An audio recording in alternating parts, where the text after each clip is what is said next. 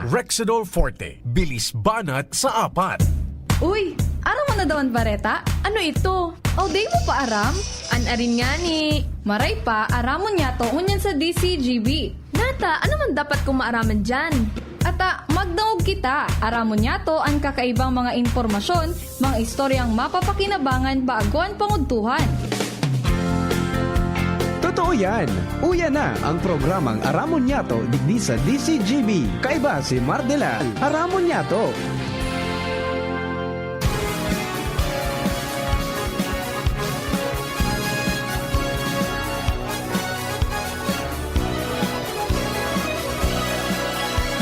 Kabayan, dapat mong malaman na kailangan mong maintindihan ang usapan na may kinalaman sa iyong kapaligiran. Gaya ng aming sinabi, makinig ka. Diyan sa inyong bahay, makijaming. Dito sa programa, Mardela, ating kasama. Pakinggan natin si Mardela. Samahan natin si Mardela. Sa balita, issue at sa komentaryo, kay Mardela tayo ay panalo. Mga tugang, good morning! Good morning po sa mga kapwa ko seniors, Luzon, Visayas, Mindanao. I hope you're still okay. Palakas lagi para maraming benefits. Ako po ang sa lingkod, Mardela, dahil iba sa dit sana pero tiyan. Riba na kita hanggang alas 11 lang. Kapag alas 11, papasok po ang DNR para po sa indang programang kapalibutan ta at amanon ta. Every Thursday po yan, 11 to 12 noon. Kaya hanggang 11 o'clock lang po ang sa tuya pong programang Aramon Yato. And petsa 7 na po ngunyan, Webes. Sa mga devotees po ni St. Jude, don't forget to attend the Mass and say your novenas. And then sa mga birthday celebrators ngunyan, happy birthday, many returns of the day, more life, prosperity, and happiness. Happy birthday kay Pading Luwins Barcena. Asin sa iba pa pong nag-birthday sa ngunyan, happy birthday. Sa mga nag-anniversary, happy anniversary po. And then siyempre sa mga bisita, enjoy the sights, savor the taste, protect our environment. Ay, may dumaong na malaking barko ng Philippine Coast Guard dyan po sa Legazpi Port. Yung Teresa Magbanwa. Yung bagaso hinaras kang kunyan. Mga Chinese, nairahay na uyan na naghatod na po ng mga relief. Sa Halig Cebu, may dinara pong nasa 11,000 na pidaso o kahon, mga tugang nin mga family food packs. Iyan po so mga pigpipreparar kan DSW yung nakabugtak po yan sa kahon na may bagas, higuanin canned goods, patapos may kape, asin iba pa. Yan. Basta kumpleto po yan, mga tugang that can survive, mga tugang every family. Salamatan pong maray sa mga tauhan kan Philippine Coast Guard. And then siyempre, mga tugang, good morning po sa mga suki natin. Kay Ate Nits na Barcenas. Diyan po sa San Pedro sa Bagakay. Good morning po sa inyo at saka sa Pamilya Baranda. Diyan po sa San Pedro sa Bagakay. Good morning. Good morning po Ate Nits. And then siyempre, kay Amanda Marco, good morning sa lahat ng DSGB staff watching from Thailand. May ingat ka po dyan, Tabi, Ma'am Amanda. And then kay Sir Jeff Santos, diyan po sa Queensland, Australia. Good morning sa Alaska kay Sir Banjo, 43002 Banjo Barrios dyan po sa Alaska. And si Sir Arvin na Balaor dyan po sa Dubai, 43016. Yeah. At saka po pong miyembro kang Kabadikat Civicom 430 sa Rumagibis Santo Domingo Chapter at saka sa mga miyembro kang Albay Coordinating Council. Good morning po sa inyo. Antabay lang taboy kita pirmi. Yan. Good morning kay Gov Pading Marvin Robles. Yan. Sa 333 Ligao City. Good morning sa inyo. Bueno, mga tugang, Garo, ang mga maugbangon niya nal, sa mga taga-gobyerno. Sabi ni Nal, ayos kaya.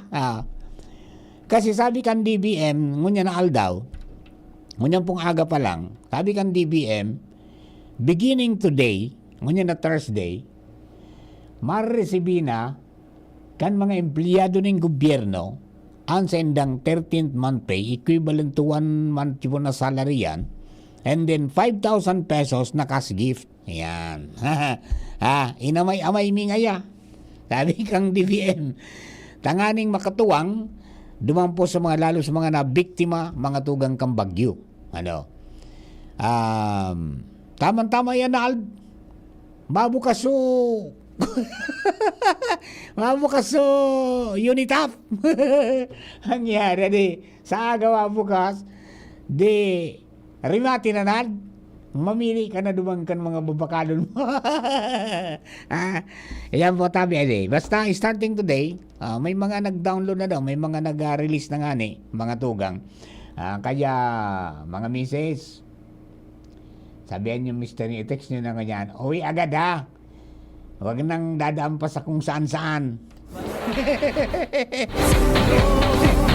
Bueno, mga tugang dagdagan istorya, halip po dyan sa luwas.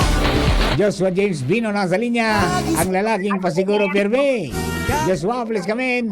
Yes, Sir Mark. Good morning. Good morning sa mga palatabay. Sa dagdag niya itong balita, nag-abot na. Si Sir Mark sa Kapitolyo, Probinsya Kadalbay, si Senador Mig Subiri. Ay, may bit-bit si Mig Subiri. Initanganin ng personal na i-turnover sa probinsya. Na daradara tabi kay ni Sir Mar na ayuda para digdi sa probinsya kan Albay, sa munisipyo kan Libon, asin doon man sa probinsya kan Camarines Sur. Yuta, may roots yan dyan sa Libon. Correct. May tabang ini kan Senador Sir Mar sa mga nasalanta kan uminaging si Bagyong Christine, lalong-lalo na itong sa mga binara magatabi, Sir Mar. Dito sa probinsya ka na nasa 600 tabi ini Sir Mar, na sako nin tig 50 kilong per sako nin bagas na locally produced tabi, Sir Mar. 250 ang itigtaon duman sa probinsya kan Camarines Sur, mantang 200 sako man para dito sa probinsya kan Albay, and may separado pa tabi, Sir Mar, na 150 sako para sa munisipyo kan Libon. So ngunya na pagkaaga i-turn over ni Senador Subiri ang mga bagas na ini yang digbis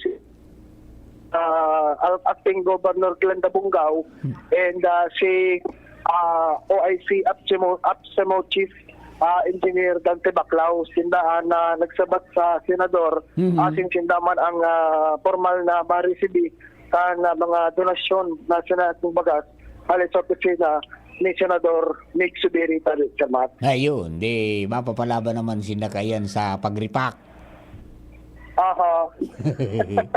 At dagdag lamang, Sir Mar, para sa mga Tagalbayano, sa 200 na sako sa probinsya kan Albay, and may separadong 150 intended sa munisipyo kan Libon. Ayan, okay, tanganin mo sustain na lang sa mga nyaon pa sa kunyan, nyaon pa sa evacuation centers. Yes, correct. But ang sabi, kumbaga, pagi naman ni Subiri para ma-survey. So, probinsya na tinamaan talaga na grabe sana uminaging Bagyong Christine. Okay. Ayun tabi, Sir Mar, ang dagdag na istorya hindi sa Albay Provincial Capital. Just for being a DCGB. Thank you very much, Joshua. Yan po ang mga duwin na itong impormasyon. Mga tugang ay kinaraman sa pagtaumaning asistensya ni dating ni Senador Mig Subiri. Ayan. Para po duman sa mga kababayan tigdi po sa Albay. Garo ang inakaya ni Migs Tagalibon, no? And siyempre sa mga taga Camarines Sur na nagulpi. Ayan. At least sabi nga ni Kayan, mga tugang padagos po ang bulos pa kan impormasyon. And sa agad atabi, according to BPND, mag-ururong pa sinda ang final na kung sa agad po dadarahon na sa mga madaranakan mga sabi nga ni relief goods para po sa mga kababayan nato dyan sa Libon na nagulpi. Para duman sa mga ipinagtao po, mga tugang mga donors natin sa DCGB Operation Daramayan for Typhoon Christine victims. May mga nagpadara ng monetary donations via GCash, and then may nagtara po mga tugang ng goods, may bagas. Tapos siyempre ito po ng mga nagtara ng used clothings. Maraming salamat po sa inyo.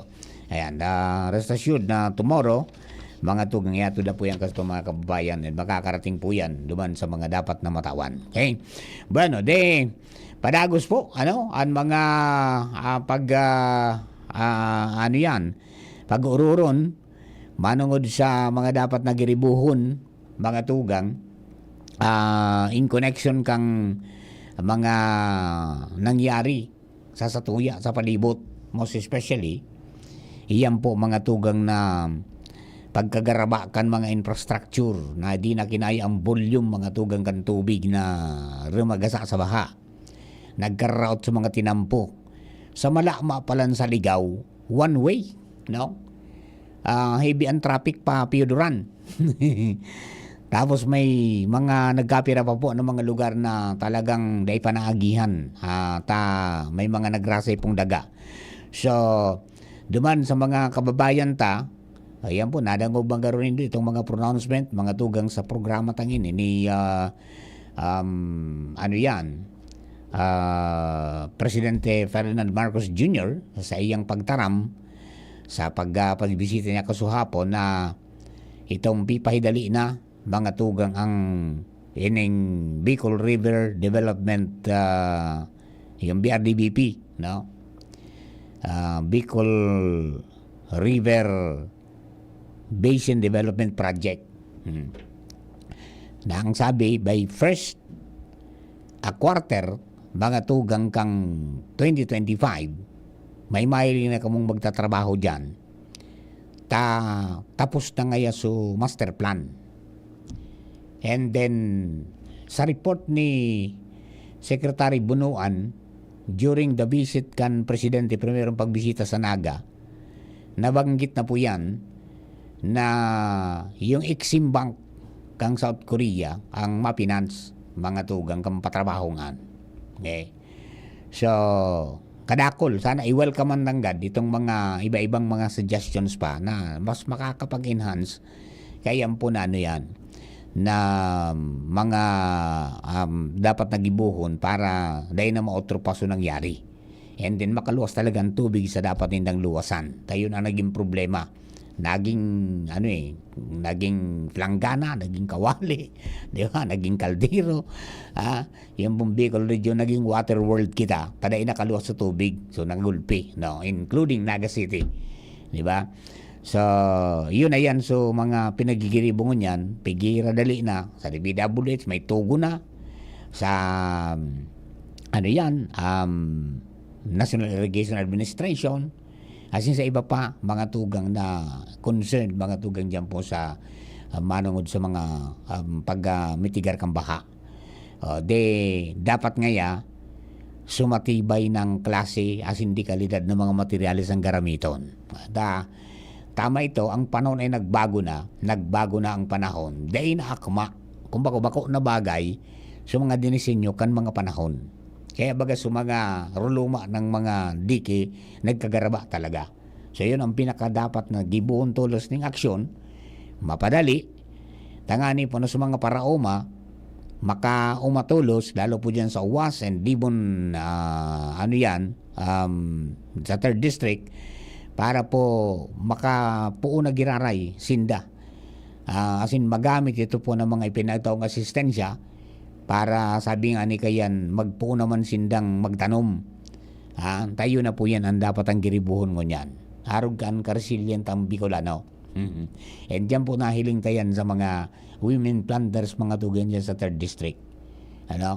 Apisar ka nangyari, bangon giraray, tiripon ka mga materyales para magtaranom giraray. Yan man ang saro man na sabi nga ning legasiya na naitao ni Congressman Didi Cabredo sa mga taga 3rd District lalo itong mga women planted sa mga kalalakihan na kinugos na ito pong taranuman sa 3rd District. Na konsepto na ngani pong pirmi kitang may paggagan, no matter what happened, mga tugang, makakatindog sinda sa sadirin ng paa. Ayan po ang dakulang bagay na maski no arin, dayan malilingwan. Asin dadarahunin dayan sagod sa mga masunod na henerasyon. Magdanay. Yan. Alright. And then, siyempre, mga tugang, ini na mga pagkoordinar kan mga lokal na gobyerno sa national government. Kaya dapat yan, adalang kimaray ka mga LGUs kung paano mapakaskas ang mga reporting po ninda. Pag-collate ka mga data. Kaya very important po ang communication. Kaya sabi tangani, mga tugang, na-testing ta na ini kang bagyong riming. When everybody, mga tugang, parang nawara sa, nawara sa ano yan, sa palibot. Dahil ka nang maapudan mga tugang na na telepono because gabos na mga tower geto na topple down. Di ba? Ako, experience ako yan. Tapos akong Indonesia ka ito. Mga tugang, inabot kita, adigdi sa Albay, kanurong usong kan riming. Nawara ang komunikasyon digdi, nakakontak ako kina Ma'am Brenda, dumana sa Naga. yung gano'n anuan. Lakaw, digdi, surok duman, tapos nakalunad, lunad, transbordo, aga makaabot sa Manila. Ayan, naglarga. Agabot duman, ang pingurunan, manungod sa disaster. Anak ng tinapay talaga. What an experience. Yeah. So, duman sa mga kabarangay, may igwaman sa nakong mga pondo, magalokar ka mo para po sa two-way communication radio, mga VHF radio. Magalokar ka mo.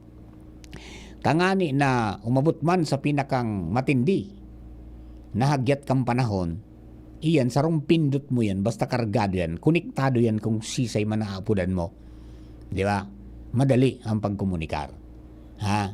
O para matabangan ka mo kayan, mag-inquire ka mo dyan sa PYC Enterprises na pumpunin do si Raul Calio at si Marisa Calio. Yaon daw mo dyan sa Emporium, Mayon Emporium Building. Kung hali ka mo duman sa Orosite, sa may arko baga, hali duman sa itong tire center dyan. Igo dyan ng gasolina, gibuhan ng mga bakalang kiguma. Dyan baga sa kanto, panduang pinto, hali duman. Ayan pong PYC Enterprises. So, gabos na klase. Tabangan ka mo kung paano mga tugang makapagkuha ki lisensya, asin paano makapag-purchase ng legal kan mga radyo. Dapat ang sa itong mga radyo legal. Legal so radyo, may lisensya, tapos operator, so nagagamit, igwa ng lisensya, maski RLM sana pwede na yan. Radioland Mobile. Tangani po na maging legal ka wherever you go in the Philippines. Now, okay, yan po tabi, mga kababayan natin. Sabi ni Junjun Abilimha, good morning po, watching from Donson, Sorsogon. Nagulpi man subanwang gurang dyan sa Sorsogon. Junjun, sana nakabango naman po, mga tugang sa mga kababayan. Tatapatuhod so, idinibir na dugi. Kaya ito pong baha dyan sa Banwang Gurang. Sus Mariusip. O paano, mga tugang, as much as we would like to stay for long, pero oras na po para kita po magpaharam. Para po makapag-start ng tama sa oras ang sa tuyong mga amigo from DNR Regional Office number 5 sa inda pong programang Kapalibutan Ta at Tamanon Ta. Abangan po nilang taon-taon siraman after the news break. Sa pangalan ni Ronald Baldo sa lado technical, si Jerome Nico Martinez sa DCGP Social Media Department, si Nabilog na Tropa. Ini po si Mardila. Thank you and God bless. Bye-bye.